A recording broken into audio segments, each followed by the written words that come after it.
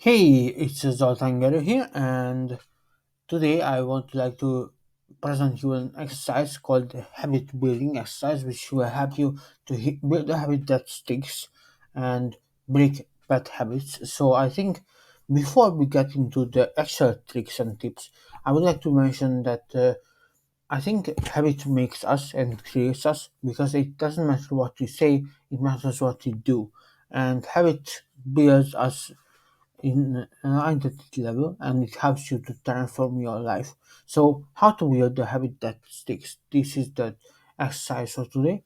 And by the end of this video, I will present you an exercise and I will give you a free downloadable PDF. But before we get into it, I would like to uh, share a few tips about this. So, I'm the author of Freedom of Habits.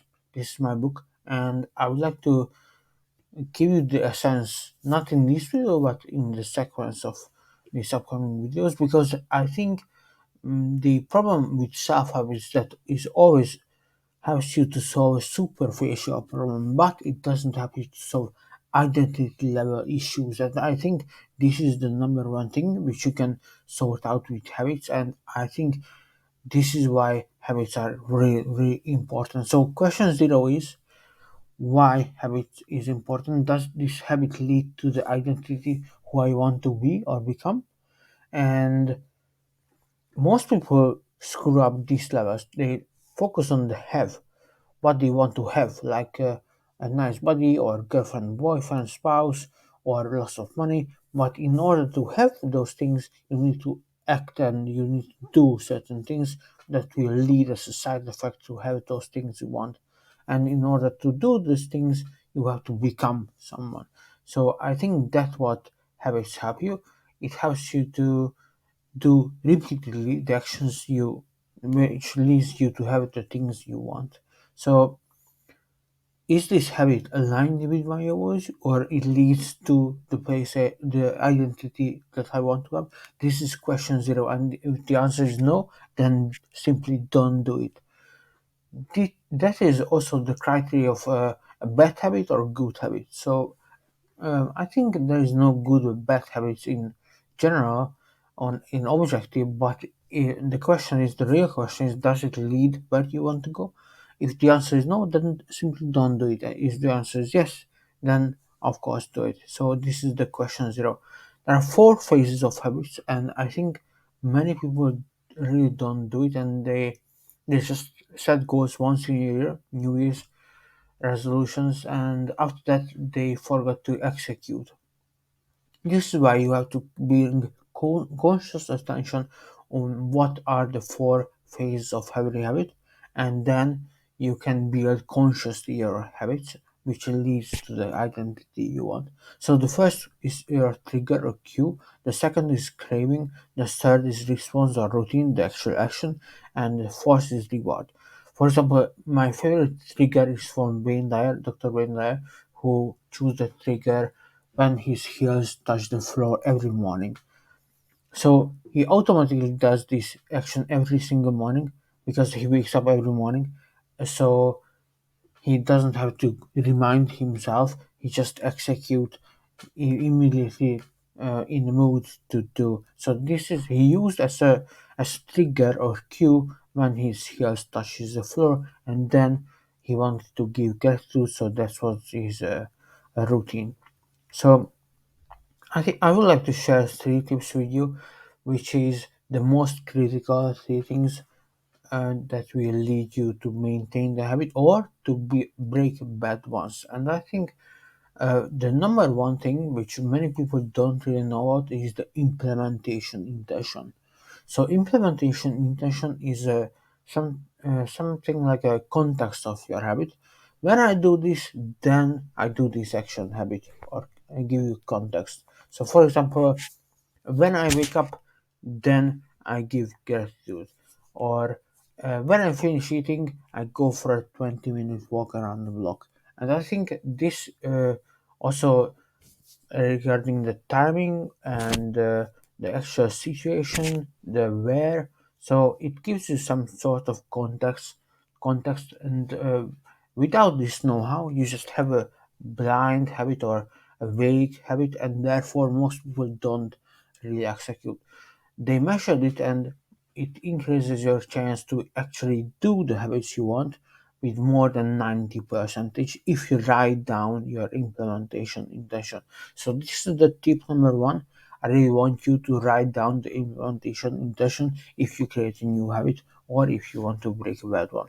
Okay, so when I do this, then I perform the action. This is tip number one. Tip number two is tracking. You have to create a visual tracking, uh, because you want to see your progress immediately and visually, not just guess how long have you been doing this, but actually know by number. Okay, this is day 13, and after a while, after about 2 weeks, it becomes self-rewarding.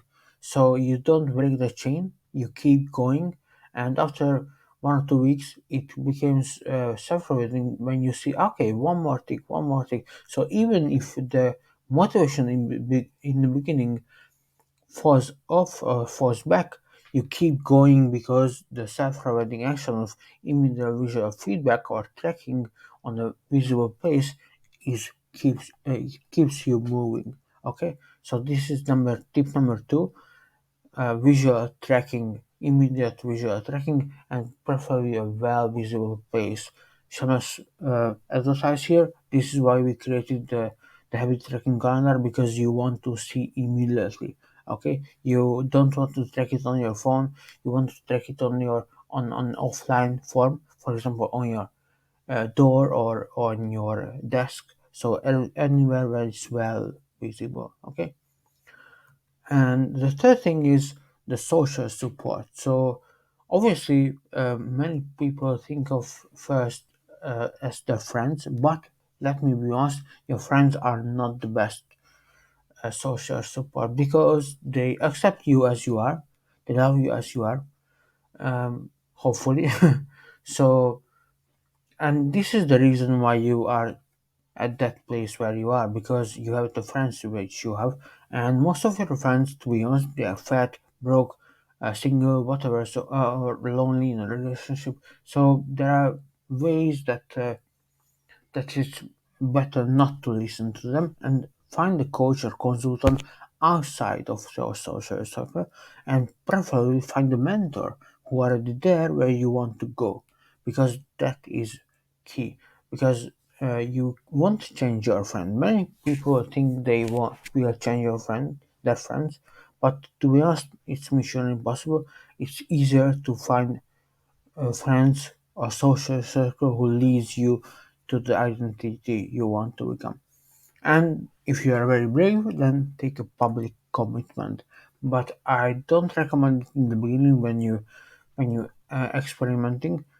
Later, you take a public commitment, then you live into it, and have to uh, you have the public humiliation as a force to force you to do the actions which is required. So this is tip number three, and download the exercise, the habit building exercise below this video or around this video, because it's free and actionable, and it's in PDF, so you can check it on your phone. I think that's also very important, not just because you uh, create this new habit consciously and you can break bad ones, but also because in my next videos I will share more ways how you can build a habit that sticks, which helps you to build the identity you want. And I think it's incredibly important, because with that you can take control of who you are, and you can take control of your time and of your life. And I think that's the key, because you want to control. You don't want to just let happen what's going on and be a victim of your context or your environment. Be conscious and build your habits, because this leads to the opportunity that you can take control of your life, because you take control of your habits and you take control of your time. Thank you for watching this video, and please download the habit building exercise, and see you in the next video, where I will talk about more tips about how to build habits that sticks. Take care.